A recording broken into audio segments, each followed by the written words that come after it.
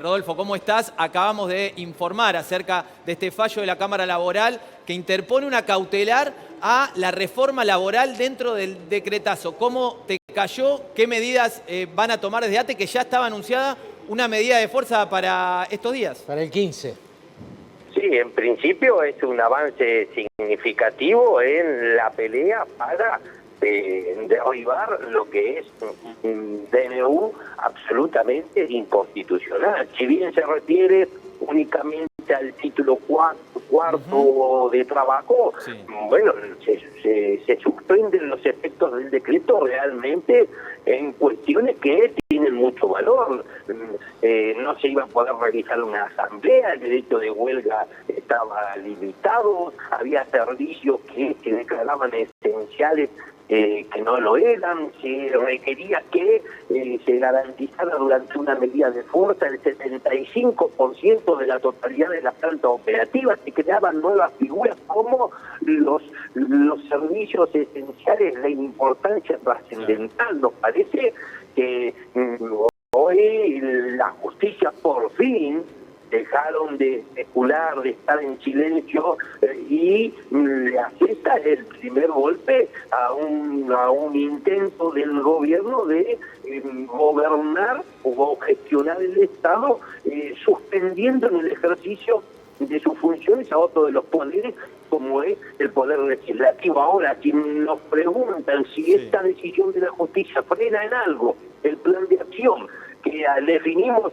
los estatales, para nada, porque los estatales no solo estamos rechazando la posibilidad de que empleados públicos sean despedidos, defendiendo el Estado en su servicio esencial a nuestro pueblo, sino también que con la Jornada Nacional de Protesta del 15 de enero queremos empezar a hablar de todo aquello que el gobierno no quiere que hablemos. Tenemos que hablar de lo que estamos pasando con nuestros salarios, cuyo poder de compra ya ha sido aniquilado por completo. Rodolfo, ayer mismo se hablaba de 1.500 empleados estatales que ya no habían podido ingresar a su trabajo producto del efecto de los despidos. Te quería consultar si es el mismo número que tienen ustedes y si van a tomar alguna medida, porque de nuevo, si uno mira el periodo en que se decreta, hoy es la cautelar, pero el decreto entró en vigencia el 29, los que fueron despedidos ayer quedaron dentro de este DNU. Mire, la Argentina estaba en un DNU aparte esta decisión de despedir, estantear sin causa justificada a muchas trabajadoras y trabajadores que tenían contratos que no superaban el año de antigüedad, a pesar de que realicen tareas indispensables y que resultan esenciales para sostener el funcionamiento de cada uno de los organismos. Esto es una medida que está en un DNU, en un decreto aparte del decreto sobre el cual ha fallado o se ha pronunciado la justicia hace instantes. De todas maneras, esa es la cifra que nosotros tenemos desde nuestro comité de crisis, que va siguiendo en tiempo real cuál es el impacto que las medidas que dan al gobierno van teniendo. El 15 de enero nosotros decimos el paro planteado por las centrales sindicales adherimos, pero nos queda demasiado lejos a los estatales para el nivel de agresión que estamos sufriendo. Las argentinas y los argentinos de bien empezaron a quedar ayer en la calle por decisión del gobierno. Claro. Ahora, Rodolfo, eran varios los puntos en el decreto de necesidad de urgencia que estaban relacionados a lo laboral. ¿Cuál era el que a ustedes más les preocupaba? Todos. Mire, no existe una sola medida del gobierno del presidente Milei que sea constitucional. Y además resultan inaplicables en democracia. Salvo que alguien nos plantee que estamos ingresando o que estamos en la puerta de una etapa no democrática en la Argentina, son todas medidas que resultan inaplicables, que solo encuentran registros o antecedentes en los gobiernos de facto. Hay que remontarse hasta el año 1976, plena dictadura militar, para tener un antecedente sobre un intento de reforma tan profunda, de un cambio tan profundo en el ordenamiento jurídico en nuestro país. Y pero esto que ahora, nosotros hasta...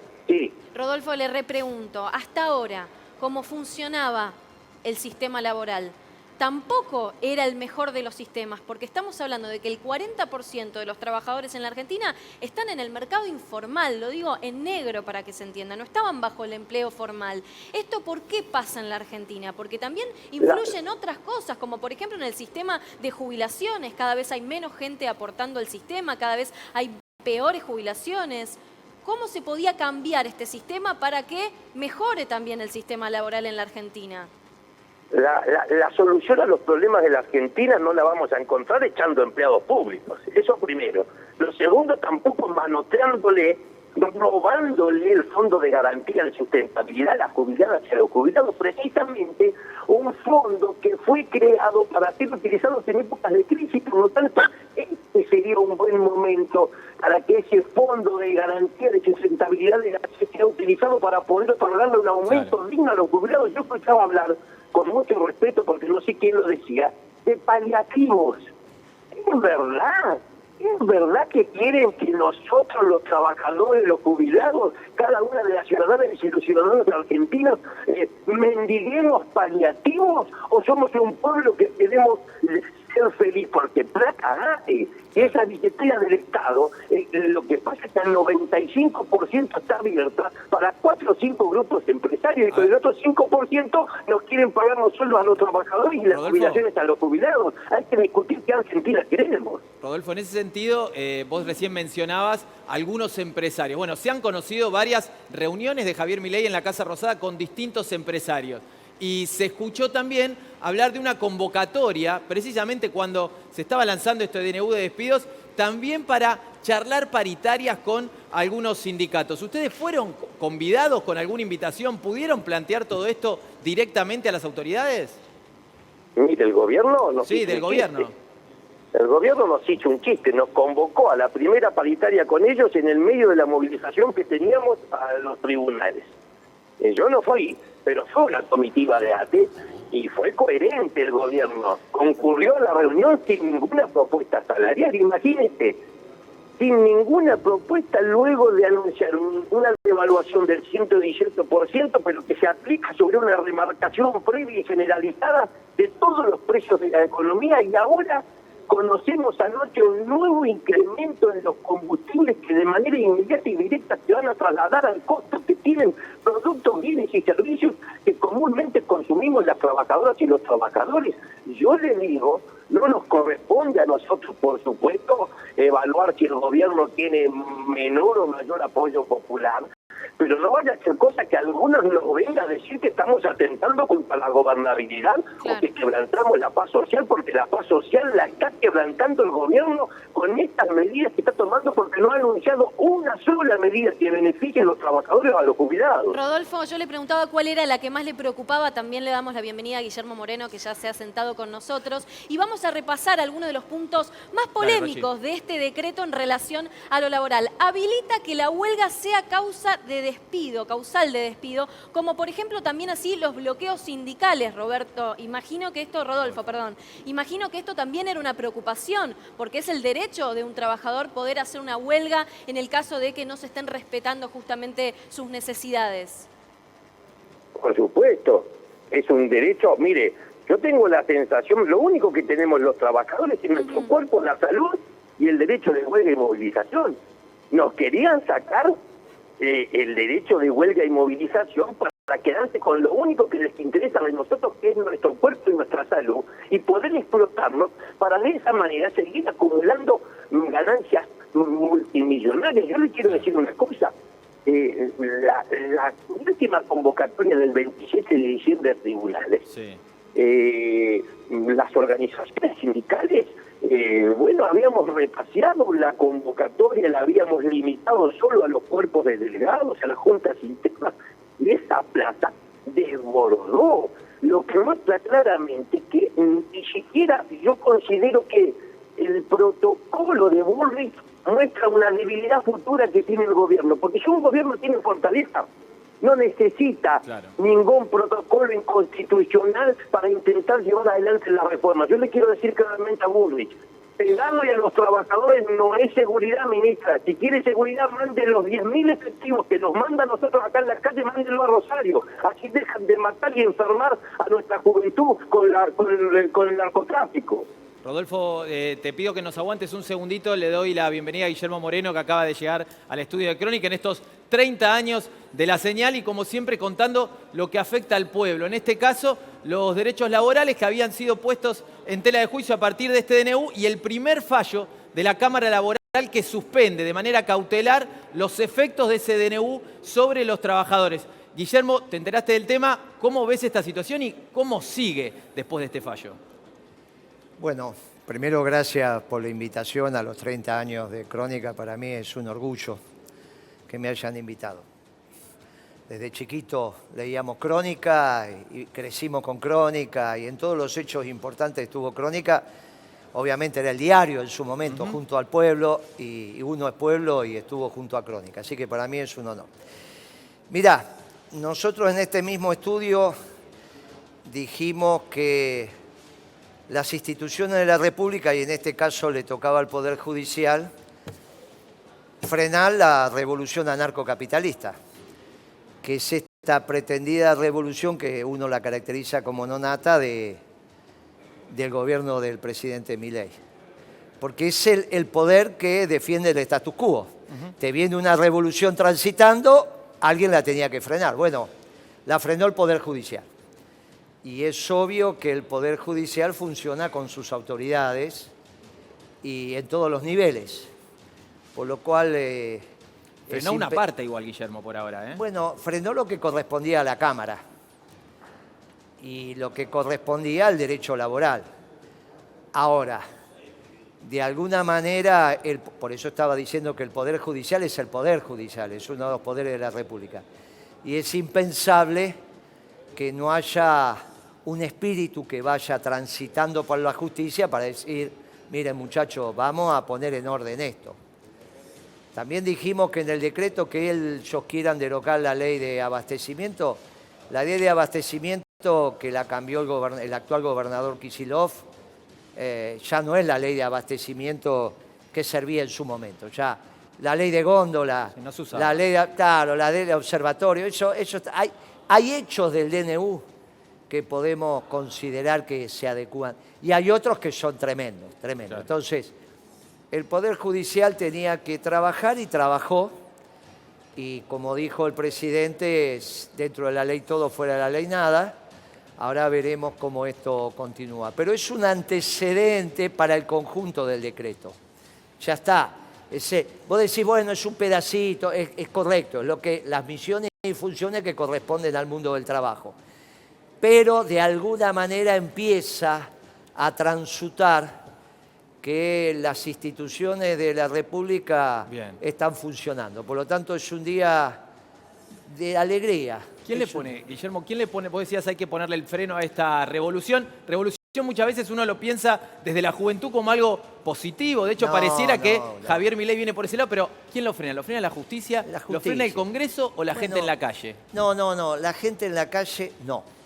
Eso es la resistencia, yo no estoy de acuerdo con ese concepto, no hay resistencia a los gobiernos legítimos y legales, pero no tiene la verdad. Entonces, o lo frena el Poder Legislativo, lo frena el Poder Judicial, y lo importante de esto es si esto preanuncia algo que también dijimos en Crónica. Porque la economía está para explicar lo que va a pasar. Para explicar lo que está pasando están ustedes los periodistas. Para explicar lo que pasó están los historiadores. La política, la economía está para explicar lo que va a pasar. Y yo hace ya una semana que venimos diciendo, mire, es cierto que Milei recibió la peor herencia que pudo haber recibido un presidente en la época democrática. La peor. Sí. Y yo podría agregar quizás en la historia de la Argentina, pero para no entrar en un divague que se termina el programa y no terminamos más. Una dictadura también. Bueno, no, estamos hablando en términos económicos. Okay. Estamos hablando en términos económicos. Herencia económica, dije. No, herencia de otras características, es obvio que no, la Argentina ha atravesado. Estoy hablando de herencia económica, pero para no entrar en esto que nos lleva al programa y no llegamos a ninguna conclusión, dije de la dictadura para acá. Bien. Y no hay duda, Yo le digo a Milei, en eso tiene razón. Ahora, Milei agravó la supercrisis. ¿Viste la recaudación que salió ayer? Lo habíamos dicho acá. La recaudación va a ir a la baja. No va a tener manera de resolver el tema fiscal. Lo agravó el tema fiscal. El tema externo tampoco lo solucionó. O sea que los dos vectores de la condición macroeconómica que él recibió, horrible, los agravó. Pero no solo eso. Destruyó el poder adquisitivo de los ingresos populares, destruyó el ingreso de los jubilados, de los pensionados, de los trabajadores formales y los trabajadores informales. ¿Cómo lo destruyó? Con los aumentos de precios. Claro. De esto no hay ninguna duda. Sí. Pero no conforme con esto, perdona, con esto termino. No conforme con esto, también es el primer presidente de la democracia para acá que hostiga al capital. Y esto es muy importante. Claro. No hubo presidente en la Argentina de la dictadura para acá que hostigara al capital como lo hostiga Milei. Conclusión. Sí. Esto ya fracasó, porque no solo no resolvió lo macroeconómico, sino que lo profundizó, sino que los dos vectores del aparato productivo, que son el trabajo y la producción, el trabajo y el capital, al trabajo hizo lo que no tenía que hacer con el ingreso. Y al capital lo está hostigando, al capital mayoritario de la Argentina lo está hostigando. Ahora, te pongo un punto ahí, por favor, lo sí, tenemos Rodolfo, a Rodolfo Aguiar. claro, y quiero también ir refrescándole a la gente cuáles son los puntos que ahora quedan en suspenso de esta reforma laboral que estaba incluida en el decreto de necesidad de urgencia. Cambiaba la licencia por maternidad, seguía siendo de 90 días, pero no obligatoriamente 30 días antes la mujer debía tomarse los días, sino que en este caso iba a ser a partir de 10 días. Bueno, vuelve toda la normalidad, por lo menos hasta que haya una sentencia firme. Y te pregunto, Rodolfo, ¿cuál va a ser el accionar de los trabajadores del Estado a partir de ahora con esta definición? Mire, primero me sumo como está bien informado Moreno a las felicitaciones por los 30 años de Crónica. Gracias. Me preocupé cuando decía lo vemos de chiquito, yo creo que no sería tan chiquito, pero después aclaró que era el diario Crónica. Así que también tenemos en consideración eso. El plan de acción que definimos los estatales no se modifica. Le reitero, las argentinas y los argentinos de bien empezaron a quedar en la calle el primer día hábil de este nuevo año 2024. Son todas cesantías que no encuentran una causa justificada. Nos gobiernan empresarios que creen que el Estado es una empresa y que rigen las mismas normas. Y lo cierto es que acá no se puede despedir a los trabajadores si quiero le pago o no le pago la indemnización o se la pago en como las cuotas. Existe lo que es estabilidad en el empleo público. Y hay un fraude laboral desde la década del 90 en el Estado que no hemos podido superar, pero tenemos que dar el debate porque el gobierno intenta instalar la idea de que había contratos a término en el Estado y que por lo tanto los contratos finalizan y no se renuevan. De ninguna manera, son despidos encubiertos porque si una trabajadora o trabajadores del Estado realizan las mismas tareas que el de planta permanente, cumple una misma franja horaria y recibe instrucciones de un mismo superior jerárquico, cuando esos tres extremos se cumplen, estamos frente a un fraude horrible. De ese fraude lo que hay detrás es una relación de dependencia que tiene que ser dotada de estabilidad. Rodolfo, vos decías, y correctamente, el mayor empleador en términos absolutos, no relativos, de contratos basura actualmente en la Argentina es el Estado en ese sentido, y por eso es un gran punto el que estás haciendo, pero ahora el DNU está con la cautelar. Pero en esa ley ómnibus, que también hablábamos hace un rato, hay modificaciones también que se hacen en el ámbito laboral. Se habla incluso de una reforma que haga que las indemnizaciones de alguna manera pasen también o se descuenten del propio sueldo de los trabajadores a partir de esta lógica de, como se le llama, la mochila argentina. También por esta ley ómnibus, ¿están en tratativas, en conversación con los diputados? ¿Les preocupa lo que puede pasar con esa ley ómnibus? Mire, yo ahí quiero hacer un párrafo aparte. Yo soy de los que cree que Milei, hablando de espaldas al Congreso y proponiendo un plebiscito después, si el Congreso no le aprueba esta suerte de medidas todas inconstitucionales, se aferra a un dato de la realidad y es la crisis de representación política también en la que estamos, porque yo creo, yo tomo lo que dice el presidente en el plebiscito. Si le preguntáramos a los argentinos mediante un mecanismo de democracia directa como es un plebiscito, si están de acuerdo que se sigan sacando nuestros recursos como el gas y el petróleo en el sur, el litio en el norte, o que por el Paraná privatizado se sigan llevando sin ningún tipo de control el 80% de nuestra producción agropecuaria e industrial mediante una simple declaración jurada que presentan las empresas, el pueblo diría que se termine la joda de la declaración jurada. Por lo tanto, ese precepto constitucional, el pueblo no delibera ni gobierna, sino a través de sus representantes, bueno, ha sido puesto en juego, porque vamos a ver qué hacen esos diputados y senadores ahora, porque la mayoría viene a Buenos Aires, vota, y cuando vuelve a las provincias se olvidan de lo que votaron. Nosotros vamos a convocar desde antes a todas las conducciones provinciales a que los vayan a interpelar y sepamos en qué lugar está cada uno. Rodolfo, aquí está también en el piso Daniel Lipovetsky, es diputado nacional, diputado provincial también, y se está hablando de nuevo del rol, digamos, de los legisladores en esta situación y qué es lo que tendrían o no tendrían que hacer. No hay unidad, decíamos, ¿no? Hay distintos matices. Cuando llegue el momento de la verdad, Lipovetsky, ¿qué piensa que es lo que va a hacer Juntos por el Cambio? ¿Va a acompañar esta ley ómnibus o también se va a sentar y va a decir esto necesita ser tratado de otra manera? No, supongo que se va a debatir claramente. Justamente el rol del Congreso es poder analizarlo. Es una ley que tiene más de 600 artículos y además que tiene hasta mayorías diferentes, porque incluyó temas electorales que tienen mayorías calificadas y otros temas que necesitan mayoría simple, por lo tanto es muy difícil ver cómo se resuelve eso. Me parece que hay un montón de cosas para discutir. Como también había cosas en el DNU que se podrían haber propuesto en un proyecto de ley, porque hoy Rocío preguntaba sobre la situación del mercado laboral, 40% de los trabajadores en negro. Sí. Y hay algunas cosas que hay para discutir en la legislación laboral, ¿no? Por ejemplo, si funcionaron las multas de la ley de empleo, la ley 25323, que supuestamente venían para resolver el tema del empleo negro, no resolvieron nada y le quitaron previsibilidad también al empleador cuando hay una situación de distracto laboral. Yo creo que el derecho laboral tiene que ser protector, por supuesto, hacia el trabajador, pero también tarifado para darle previsibilidad al empleador, sobre todo a las pymes. Entonces, de ahí, esas leyes habían quitado esa previsibilidad. Entonces, eran temas que había que discutir. ¿Pero dónde se tenía que discutirlas? En el Congreso, claramente. ¿Vos crees que la actual legislación laboral tiene que ser modificada? Los dirigentes sindicales que uno habla siempre están dispuestos a la incorporación de tecnología y a la adecuación de los marcos regulatorios a la tecnología y al estado del arte de la sociedad. No conozco ningún dirigente sindical que no esté dispuesto a discutirlo. El tema es el marco y cómo. Claro, ¿cómo? Porque lo que no podés es utilizar la legislación laboral para destruir el salario o el ingreso de los trabajadores. Esto no es cierto que vos podés utilizar las leyes para que el hombre sea menos feliz o tenga menos ingresos. No es cierto. Tenemos que encontrar un mecanismo. Y los dirigentes sindicales y la patronal es el ámbito adecuado para discutir esto. ¿Qué plantea el peronismo? Es muy sencillo. Hagamos lo que hizo Perón. ¿Qué hizo Perón en el año 52, finalmente en el año 55? El Congreso de la Productividad y el Bienestar General. ¿Dónde lo realizó? En el Congreso Nacional. Le pidió 15 días a los diputados, juntó a la patronal, juntó a los dirigentes sindicales y le dijo, mire, la Argentina está en un mundo que ya salió de la posguerra. Europa está volviendo a producir. Tenemos un problema de competitividad.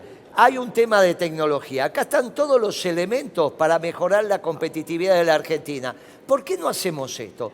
¿Por qué pensamos que los muchachos en el Congreso, por fuera de la patronal y de los dirigentes sindicales, van a saber más que lo que sabe el secretario general del calzado, del vidrio, y la patronal del calzado, del vidrio, sobre esa actividad? Sí. Es ridículo esto que estamos hablando. Ahora, al mismo tiempo, recién Rodolfo decía, hay una crisis de representatividad. Esas personas que se tienen que juntar, ¿tienen la legitimidad? Pero los dirigentes sindicales la tienen, ganan las elecciones con el 80-90%. Y la patronal es la dueña del capital, tiene un estatuto que dice que este es el dueño.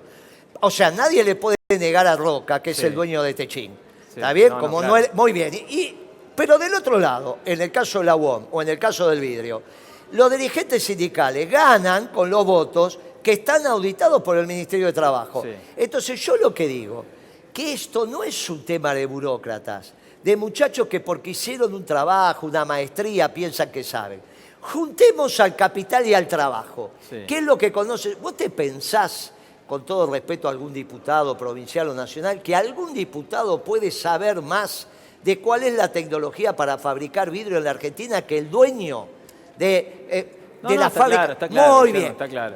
Entonces sí está claro. ¿Por qué no hacemos lo que dice el peronismo? Bueno, a ver, en vez de inventar sí. cosas raras. Rodolfo, ¿se puede eso? ¿Puede haber hay una reunión, hay reuniones? ¿Pueden entre ustedes llegar a un acuerdo que sea mejor para las partes o hay una asimetría muy fuerte entre los que tienen hoy la plata y el capital y los trabajadores? ¿Me pregunta a mí? Sí, a vos, Rodolfo. No, yo digo que Guillermo Moreno está acertado en este tema. Todos las representaciones sindicales estamos abiertos a que se avance en una reforma laboral, pero en una reforma laboral no solo que respete los derechos adquiridos, sino que siga logrando la felicidad de nuestra clase. ¿Quién va a conocer más el Estado que aquellas y aquellos que por sus propias vidas le dan vida todos los días al Estado? ¿Quién puede saber más de cuáles son los elementos de protección personal que necesitan de aquellos propios los trabajadores que saltan en el estribo de un camión recolector a la madrugada para juntar la basura de todos? O lo que se necesita en una escuela para garantizar la alimentación de millones de niñas y de niños en toda la Argentina. Por supuesto, lo que se necesitan son ámbitos de diálogo y consenso. Ahora, si hay algo que lo que ha carecido la Argentina desde que asumió este nuevo gobierno es del diálogo y del consenso, porque todo se quiere imponer por la fuerza. Y yo quiero decir además que esta idea de decir, bueno, son, y lo digo en un debate absolutamente respetuoso, Sí. no por lo que te dijo recién en el piso, sino por lo que vienen diciendo muchos. Esta idea de decir, bueno, lo que ocurre es que la ley ómnibus o el DNU incluye muchos temas, algunos pueden ser que sirvan, otros que no, es una estrategia que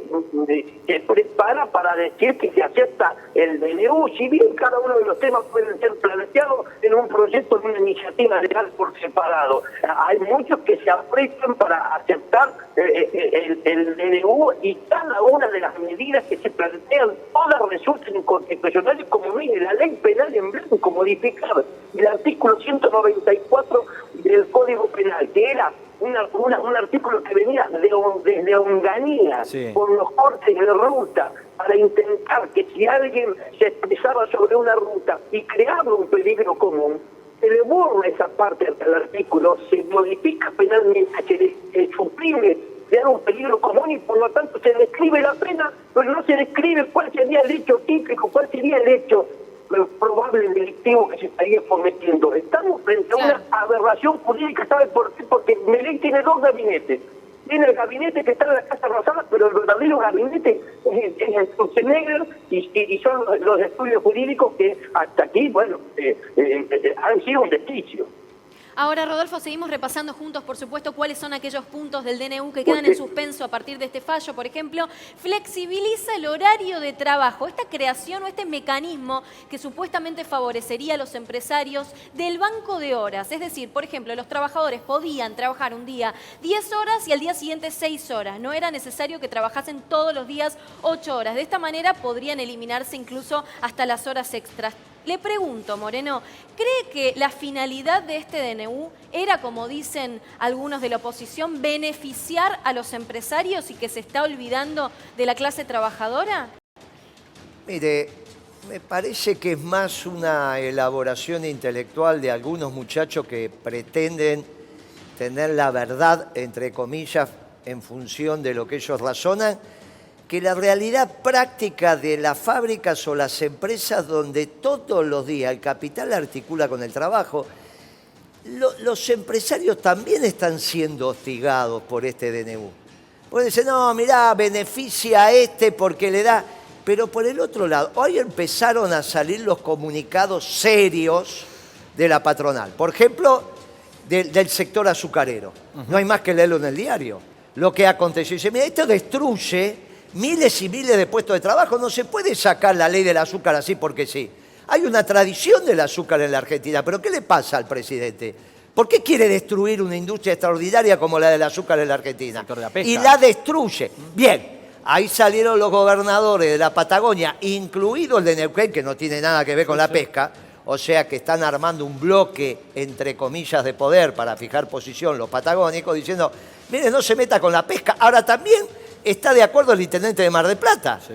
que es del PRO. Montenegro. Pero- Entonces uno dice, espere, muchacho, si están de acuerdo todos los que tienen algo que ver con esto, es que los muchachos del gobierno no saben. Y acá es donde empezás a darte cuenta que son un equipo de gente teórica sin ningún anclaje en la realidad. Ahora, vos leés lo que quieren modificar en la ley aduanera, o sea que no hace falta más los despachantes cuando esto lo reglamente. Vos podés hacer, qué sé yo, venir para acá. No, muchacho, tranquilo. Es una profesión digna que se hizo durante mucho tiempo. No, pero el decreto no dijo que terminan los despachantes. No, pero te lo da a entender. Claro. Las empresas de turismo. O sea, las únicas que van a quedar son las que le venden paquetes al ABC1 europeo o norteamericano, porque todas las empresas dedicadas al turismo doméstico, interno, quedan destruidas.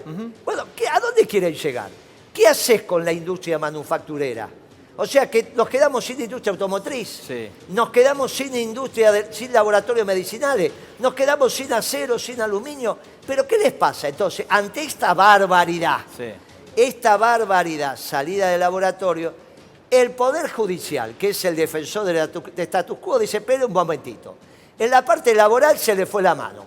Y ahora falta que hable el resto, porque la Argentina no puede quedarse sin industria automotriz. Está mal. Está mal que se quede sin acero, está mal que se quede sin aluminio. En el caso de Milei, como la Argentina no es su foco de análisis, es anarcocapitalista. Por lo tanto, no le interesan las fronteras, no le interesan los gobiernos, no le interesan los pueblos. Las Malvinas están ahí, le importa un rabo si es de Argentina o si son británicas, porque es anarquista. Bien. La diferencia es que da la vida por la propiedad privada, con lo cual... Cuando vos puesto a gobernar un anarquista, hace estas cosas, no le interesa que la Argentina tenga industria. Él dice, trabajan los obreros argentinos y hay desocupación en la India. No me interesa. Que el que sea mejor ocupa. No, muchacho, nosotros tenemos la celeste y blanca dibujada en la piel, yo quiero que mis obreros trabajen. Ahora, él dice que es hombre que está de acuerdo con el pensamiento de Trump. Trump de ninguna manera es Milei. No, claro. Trump defiende la industria norteamericana y el mercado. Entonces, este muchacho tiene un desorden importante en la cabeza, que no es tema psicológico, es un ordenamiento conceptual de sus ideas. Guillermo, pero la gente lo votó. Eso no hay duda. Él nunca ocultó sus ideas. No, en momentito. Su campaña. Él dijo que era anarcocapitalista, lo dijo. No estoy se lo dije yo. No soy parte del gobierno. Se lo dije yo. Se lo dije yo. Después dijo que era libertario. Pero sigue en la escuela austríaca. Empezó. No, de la escuela austríaca no son solo los anarquistas. Kicillof también es de la escuela austríaca. Kicillof también es de la escuela austríaca porque es socialdemócrata. No creo que lo defienda también, Moreno, pero les pido un punto para saludar a Rodolfo Aguiar, agradecerle por el contacto y hacerle entonces una última pregunta en relación a lo que se viene. ¿Se confirma entonces, sigue en pie la acción de lucha para el 15 de enero? Y te dejo este minuto de despedida también para volcar un último análisis sobre el fallo de hoy de la Cámara de Apelaciones. Jornada nacional de lucha de los estatales el 15 de enero. Aprovecho para decir que acabamos de terminar una reunión con el Frente de Sindicatos Estatales. También se suman a la jornada, lo pronto hará la Coordinación Nacional de los Trabajadores de la Industria, es decir, que va a ser una instancia el 15 de enero que nos va a permitir seguir interviniendo en el debate público y defendiendo fundamentalmente un Estado que esté al servicio de la gente. Yo termino diciendo que el fallo de la justicia es un golpe casi de knockout para el decreto del presidente Javier Milei, porque si bien se aboca solo a suspender los efectos de las medidas que tenían que ver con el campo del trabajo, lo cierto es que en todos los demás títulos son igualmente inconstitucionales y sus efectos deben ser suspendidos de manera inmediata. Bien, Rodolfo, te agradecemos.